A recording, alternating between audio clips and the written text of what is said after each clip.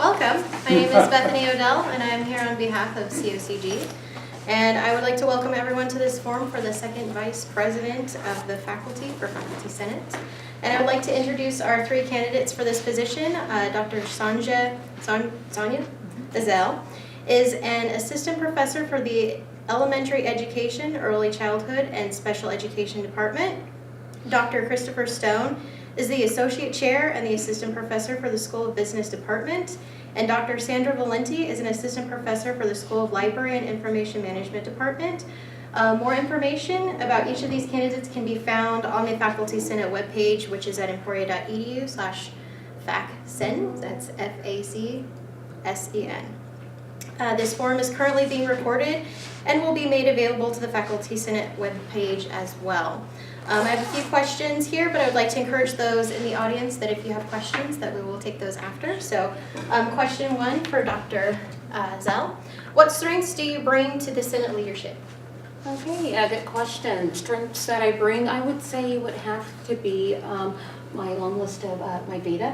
I have served on cross-campus committees here, and I've worked with faculty members in other departments. I helped to write and draft the current diversity and inclusion plan that we have implemented, and I served as one of the original steering committee members. And so with that call to service, I had a seat at the table, and my voice was utilized within the room under the interim president, Jackie Valetti, and there I was able to help charter a very difficult course in time at Emporia State University, but I was able to lead us forward and to ensure that Emporia was a place where all felt safe, welcomed, and that Emporia as an institution rose to the top and lived up to its creed that this is a great place for all to be. Thank you. Dr. Stone, what strengths do you bring to the Senate leadership?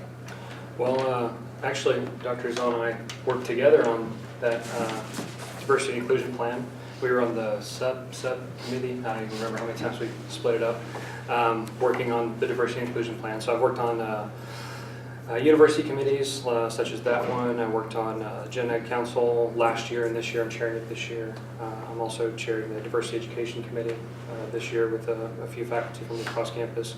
And then I have a variety of private sector experience. I was retail management. I was in the military for several years. I worked with a lot of different types of people, diverse people in different jobs within the military, and then I also worked in the private sector before I went into academia. So a lot of experience working with a lot of different types of people on different types of things. So. And Dr. Valenti, what strengths do you bring to the Senate leadership? I think one great strength I bring is that I am a Hornet. I've been a student. I've gotten 2 degrees here. I have worked as an unclassified professional. I've worked with tons of faculty in that role. Worked with Sonia, had great experience there. I do too also bring other experience to the table. I too spent a number of years in retail management and bring that. I've served as a senator for Emporia State, so I have a good idea of the roles and the needs for the Senate office. And I think I do a really good job of hearing a number of voices and encouraging those voices to be heard. And I think that's an important thing that we need to continue to have. I don't want to say that we don't have it, but I think it's something that we could improve on as shown by recent events. Thank you. Dr. Stone, what would be your top priorities as Senate President? Well, I don't have any particular agenda in mind, to be honest. My main priority would be making sure that all the voices are heard, that we don't have strong majorities or strong voices overpowering other voices, making sure that everybody has a say, and just making sure that we follow process and we constantly look at our own processes and improve upon them. But other than that, I don't have any particular agenda or anything that I'm interested in pursuing specifically. So. Dr. Azell, what would be your top priorities as Senate President? I think to build a collaborative relationship with all stakeholders. And so in terms of, I've served before also as a senator representing my department, and I served within DLC, Department Leadership Committee, and the Dean's Advisory Committee. And I think seeking out the voices and the input from others and being able to bring forth their concerns or their ideas. So the opinions, the thoughts, and the expressions of others is what I would like to bring forth to the table. And Dr. Valenti, what would be your top priorities as Senate President? I mean, I think as the others have noted here, a couple things, there are a couple factors involved with that. And the first is the fact that, you know, you're not the faculty president for a number of years. I mean, you're sometime getting to that role, getting to that position. So it's a little difficult, you know, to sort of raise the periscope and see into the future. Having said that, I do agree with my colleagues that the continued communication among all the factions on our campus is critical. I also think it's important that we as faculty, you know, look out for the faculty body and ensure that we retain a strong position within the governance body. Thank you. Dr. Valenti, what challenges face the Senate? I think one challenge that I might perceive that faces the Senate is maybe a lack of willingness to participate. You'll notice, you know, the three of us are all assistant professors. And I think that says something about the need for the Senate, for senators to step up and assume some of these leadership roles. Otherwise, I think we continue to see, again, you know, with a lot of these topics, progress has been made, but are we really where we want to be, I think is an important question. I think salary compression is still an issue. Faculty salaries in general are still an issue. So those are just two that come to mind. Dr. Stone, what challenges face the Senate? Well, I have not served as a senator, so I don't have any insight into specifically what challenges they might be facing. I can assume that also participation, that's from the outside, I perceive that participation is probably kind of low. I know sitting in on meetings, talking to other faculty across campus in other capacities that I haven't heard anyone say, I can't wait to be on Senate next year.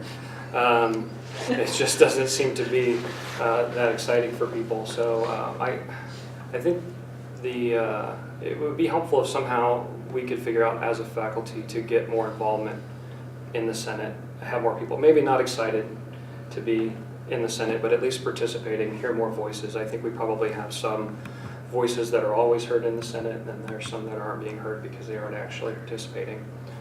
So I would like to see that. I'd love to see these elections every year have more than just a couple of bodies as well, so related to the participation. I think that's probably the biggest one. Dr. Azell, what challenges face the Senate? I think the challenges, or some of the challenges that face the Senate, is making sure that everyone has voice and representation. And so I think with that, I want to and I would seek to hear all voices, and I think that some, you know, do have a platform and they have the microphone in which to speak and to share their concerns, but listening to those voices that are soft and muted, and yet they have a story to share. And I think I've become aware of this in terms of going through the tenure and promotion process myself this year, and I've made it both through at the department level, at the college FRC level, and also I've cleared through with my dean. And so in terms of going through that, what does it mean to ascend rank and to gain tenure and promotion? What does that open up? What does it mean? And in terms of establishing that contractual agreement, what does it look like both for the university, and then what does it ask and require of us? So I think there's still a lot of questions out there, and as we go and listen and have those conversations with others who may not speak out so loudly, we can find out what are the concerns presenting itself on issue that might be a little buried right now. Okay, thank you. Dr. Stone, how would you engage members of the faculty who are not directly involved in the Senate?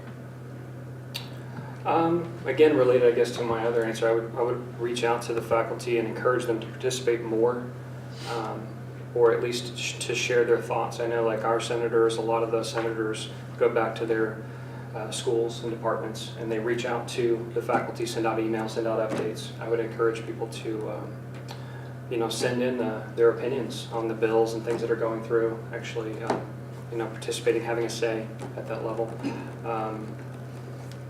What was the rest of the question? Was it just engaging the faculty that aren't on the Senate? Yeah. And that would be, I would just encourage more people to speak up, even if they're not on the Senate, to actually share their opinion. Okay.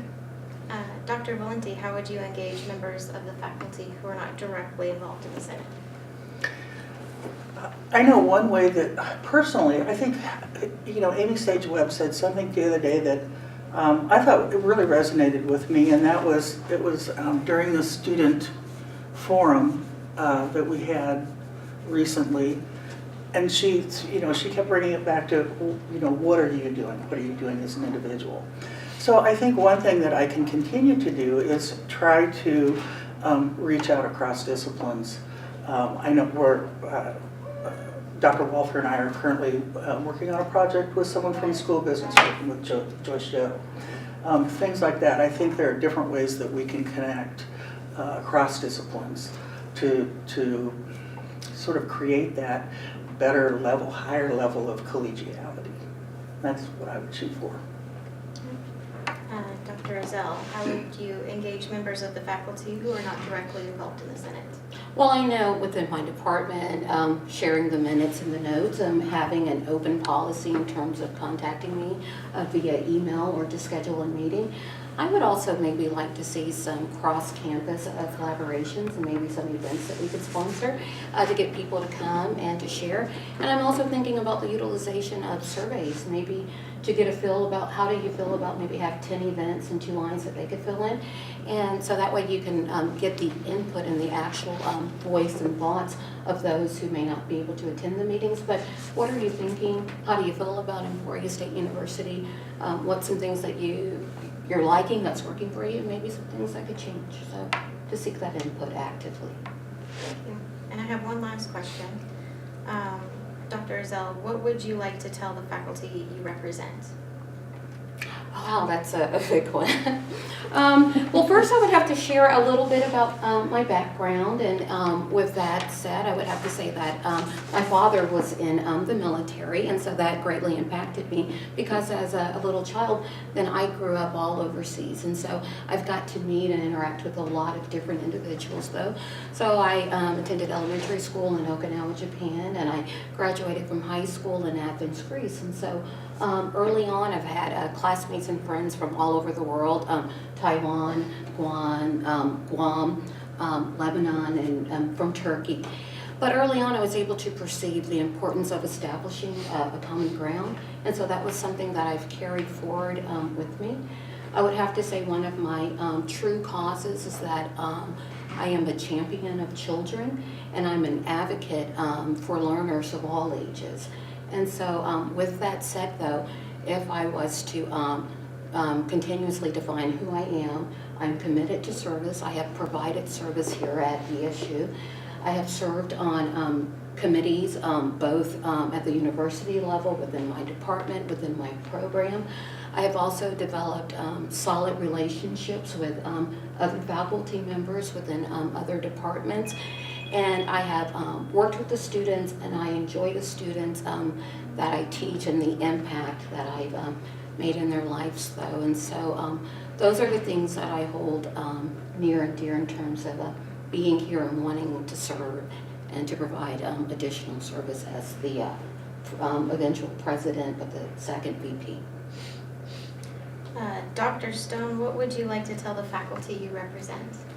Well, the first thing I would tell them is to vote, regardless of how they want to vote. I've heard that the turnout for the voting isn't very high, so I think, again, along the lines of participation, we need people to actually step up and, let their voice be heard, vote.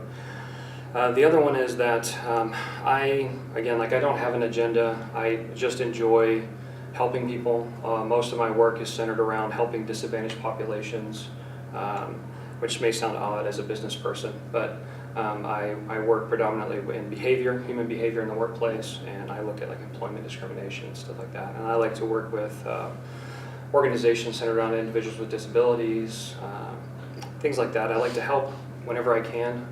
I like to, with the voices being heard. I'm not a fan of bullies, which is why I'm attracted to helping individuals with disabilities or from disadvantaged populations.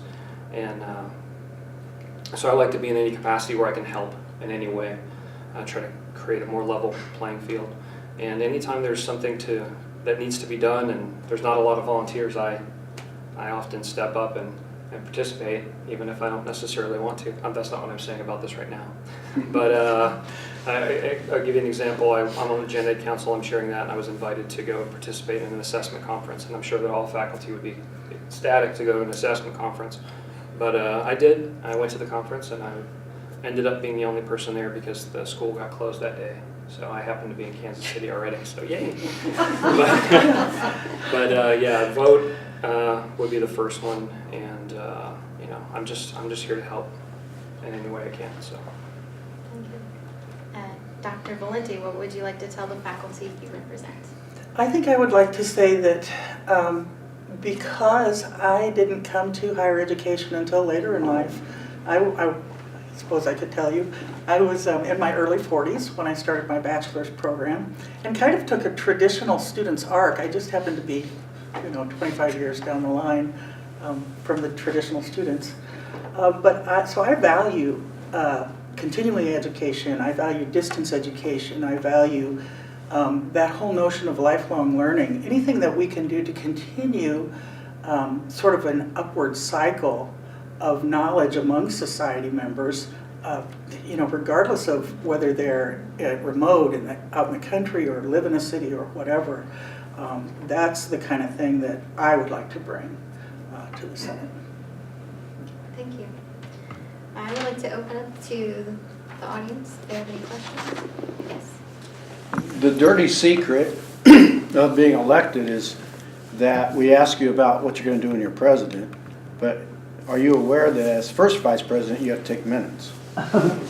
And so how would you go about taking the minutes, and more importantly, how would you communicate that, the activities of the Senate and the executive committee, to the faculty as a whole? I can jump right in with that one. Because I did not take a traditional higher education arc coming up, I served a number of years as a secretary. So I am very comfortable with note-taking and minute-taking. I very much like, I could be mistaken, I think it was President Shenge who initiated this recap of meeting minutes, and I think that's really valuable. I found it valuable as a senator, and I still look forward to seeing those. So for me, that would be a very comfortable role. I know that another part of the process is ensuring that those records are maintained by our university archives. And so again, that's just something that I'm very comfortable with. Well, anybody that's seen me in a meeting has noticed that I take frantic notes. So I'm always writing on my iPad. That's just honestly how I stay focused, but I like to have a record of everything. I like to be able to go back 3 years and look at specific meetings and figure out what it was that we talked about at a certain point in time, looking back to conversations that we'd had previously. So I'm comfortable doing that. It's not my favorite activity, but when I worked in the private sector, once they figured out that I did that was a habit of mine, they actually started leaning on me to lend my notes so they could be converted into minutes. So that wouldn't be a huge gap. The second part of your question was about communicating. What was that? To the rest of the faculty, what's going on in the Senate? To the rest of the faculty? I've seen that, I've noticed that our senators come back, and Rob Catlett's done this a number of times where he sends out a large summary email. I think that's one way to communicate. I also would encourage, like I see in our school, our own senators communicating with us again, so they tend to echo what's been said and give us some more more details, more specifics, ask questions and things like that. So would probably something along those lines. Sorry. Go ahead. Oh, okay. Well, I'm a member of ILA, International Literacy Association, and for the group I'm in, Teachers as Researchers, I'm the secretary there, and so I do take minutes for that organization, so I have experience there.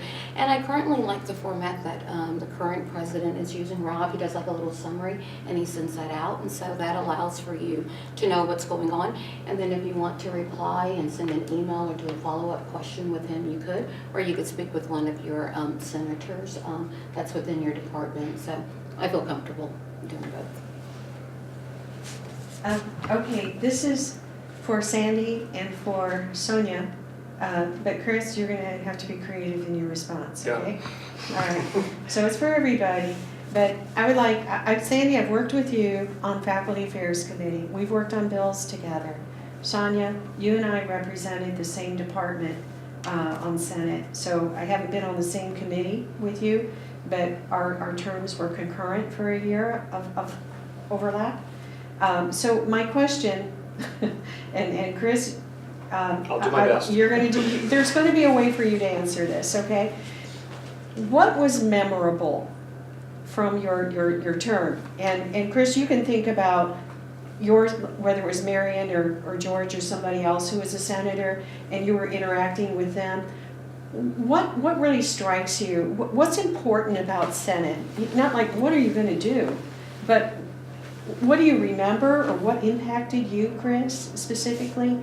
What is the takeaway from Senate? Like when you were busy working on the FAC bills, or I think you were on FAC after I went off. Chris, whatever, how you want to answer that? It's on Gen Ed Council. What do you want? I'd like to hear about Senate though. Yeah, like from like when George or Marion or somebody from your department or your college was on. Something that impacts you. How has Senate impacted you? Well, so one of my perception of participation comes from the excitement or lack of that comes around whenever it's time to pick senators, although I think this last year we had more than enough people volunteer that we had to actually do a real vote, not just beg people to do it. And then talking with people across campus in administrative roles and whatnot, saying, thank God I've never been in Senate, I'll never want to do that, it's a nightmare people fight.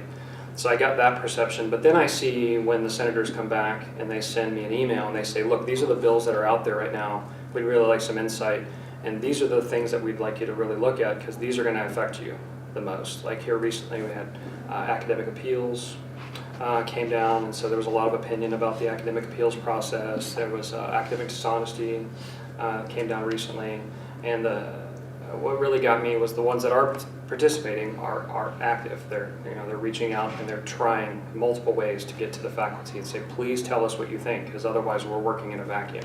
Just like in any other committee, you're working alone, whereas with the Senate it impacts everybody at such a big scale. It's so important to reach out, and I appreciate that. I value that they do that for me and allow me to just reply to the email, reply to all. We all get to see each other's opinions, and so it's like a subset of the Senate almost. They're actually representing us like they're supposed to.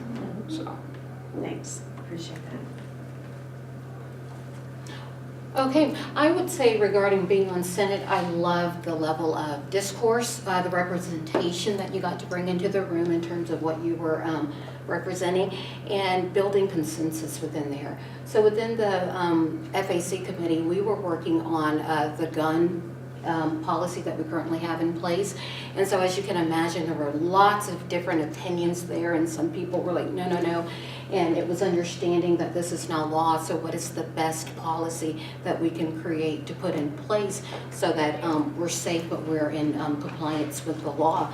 And so with that, we had a lot of, no, I don't want this, I don't want that though.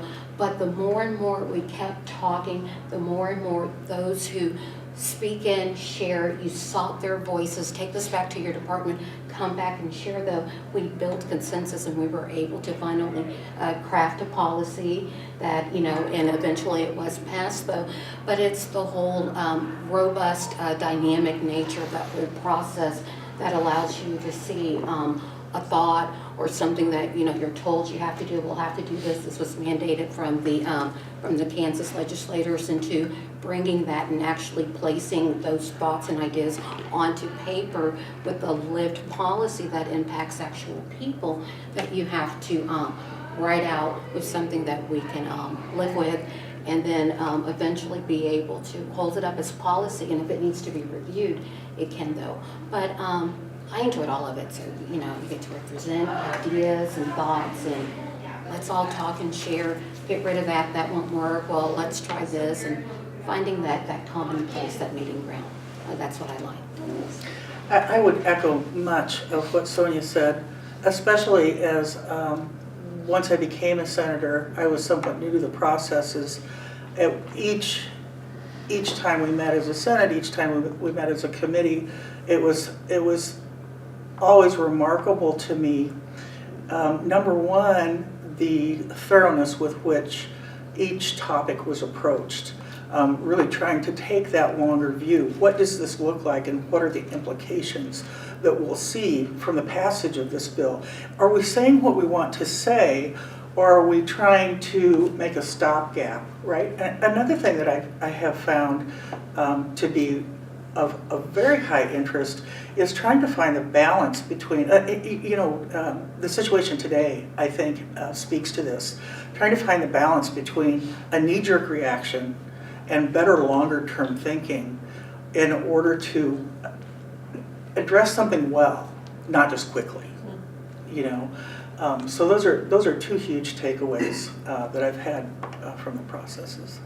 Right. And back to you, Chris, for just a quick moment. It sounds like in your smaller college, you've been fortunate to have enough senators to step up consistently. So I think I've seen you in Senate before as a sub or something. I've gone to the meetings at the beginning of the semester. Sure. But I haven't served on the Yeah. Senate, no. Yeah. Well, thanks for sharing. Additional questions? No. Go ahead. Well, the other thing that the faculty president does, you go to the regents meetings and you represent us to the regents. So what's your thoughts on representing, not being the faculty president here, but representing the faculty of Emporia State towards the regions and the legislature? So that's kind of a broad question. It's a good question, though. I had a little bit of a flavor of that. I'm sorry to jump in, but I have it's an immediate response.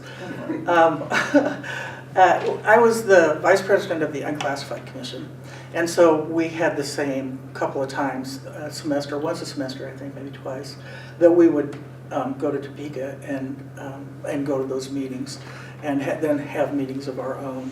I think that is just part and parcel of the job.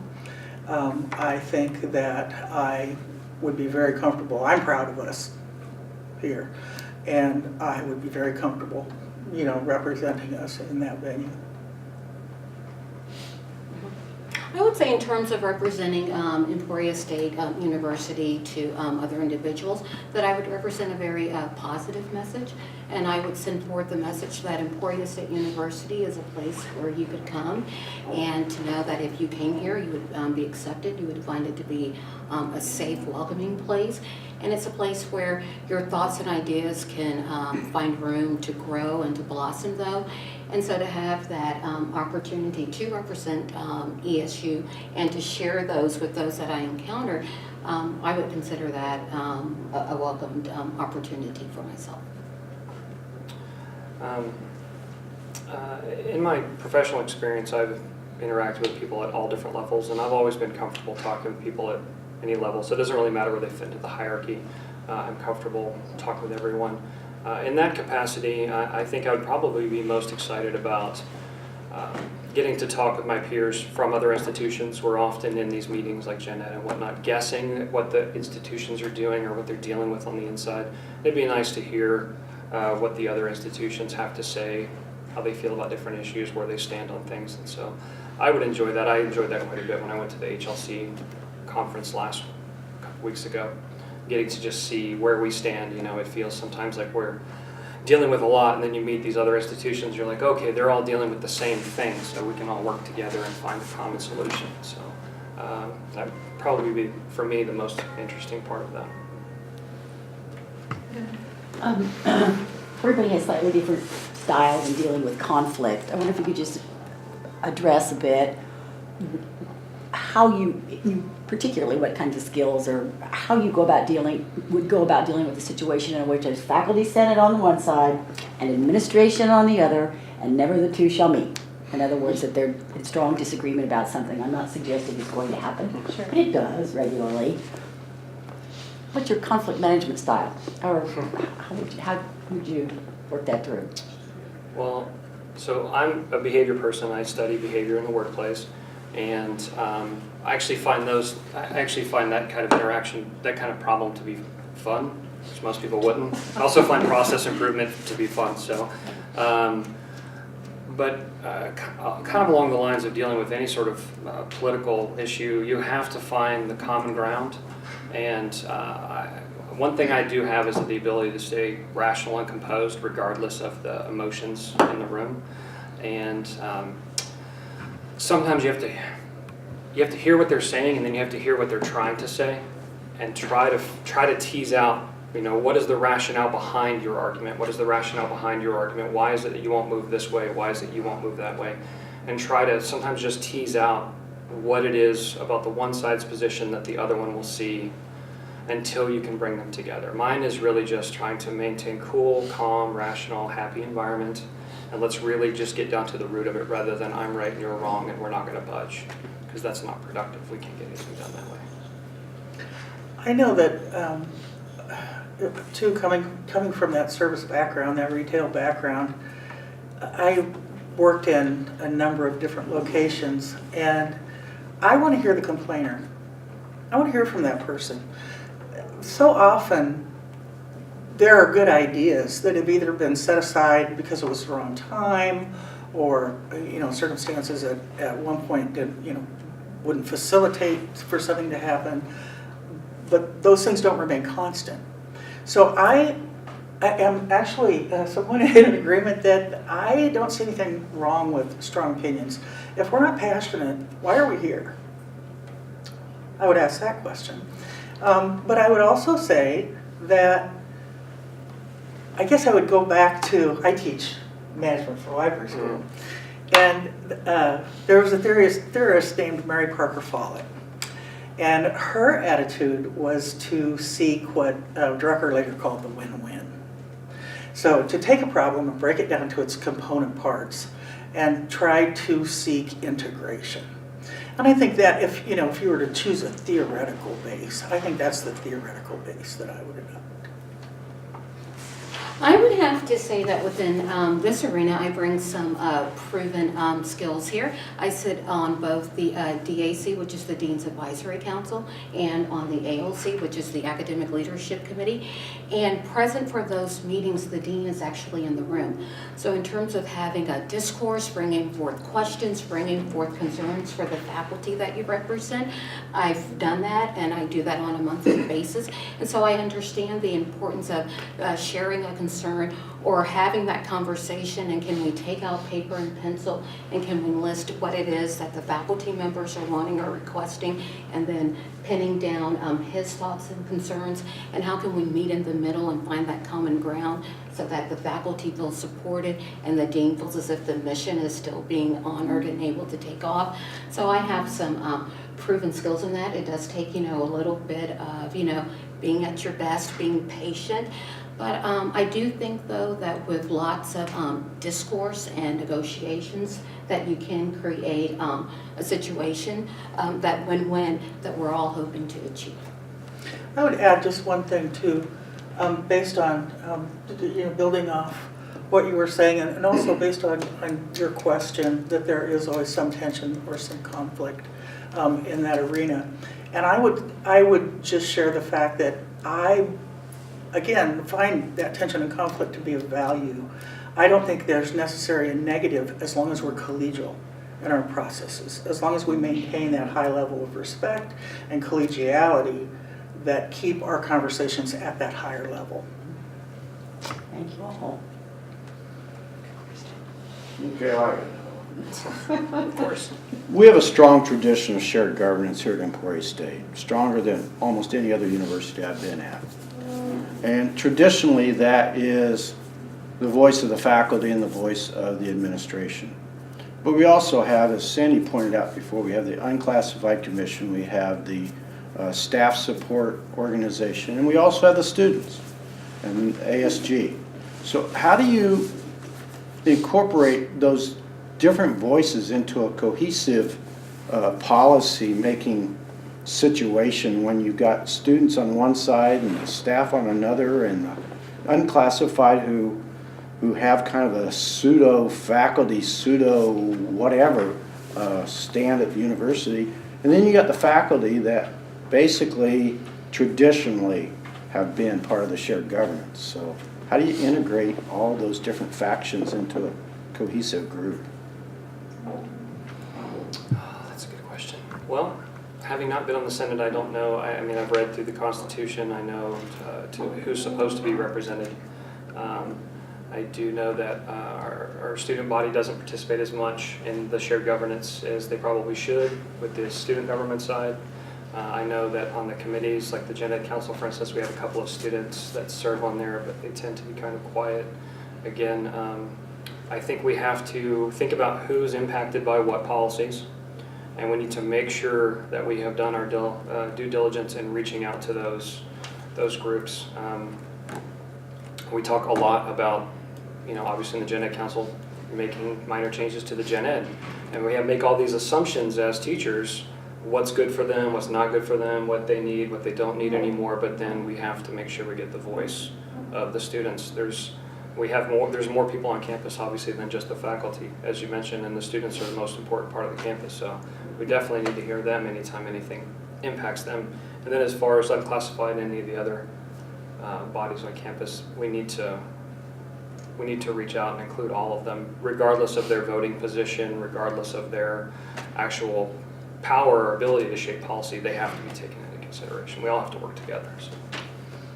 So is it your turn to be next? or That's my turn to be fine. next? I would say that, when writing and drafting policy, you want to make sure that you have all stakeholders at the table, and anyone who might be impacted, that they get to have a voice, so we want to invite all into that process. You want to make sure that you create a policy that's robust, it's dynamic, it's reflective, it's responsive, and it allows for there to be a time for input and insight, and that it reflects for them in all, that it's going to reveal a plan that reflects for the common good of all. So we didn't leave anyone out in terms of what do you think, how would this impact you, how do you feel? So invite them into the process as you're drafting that plan or as you seek to revise it. I think another way is just so, one point is that the Unclassified Commission does have 3 seats on the Senate. So they do have representation on the Senate. That's one way to hear their voices. Having served from that role, though, I'm not sure if there is always clear understanding about the implications of some of the things that occur. Having said that, though, I think that as second vice president, as first vice president, I think we could go to their meetings once in a while. I think we could share that recap of the Senate meeting. I think we could share that more widely with their constituencies and encourage their input. I think we have right now with this movement on campus a great opportunity to embrace student voices. I don't have all the ideas about how we capitalize on that, but I do think it's something that we should look at. We've got students saying things, sharing things, being involved. I think that we should capitalize on their voice because it's such an important voice to the mission of the university.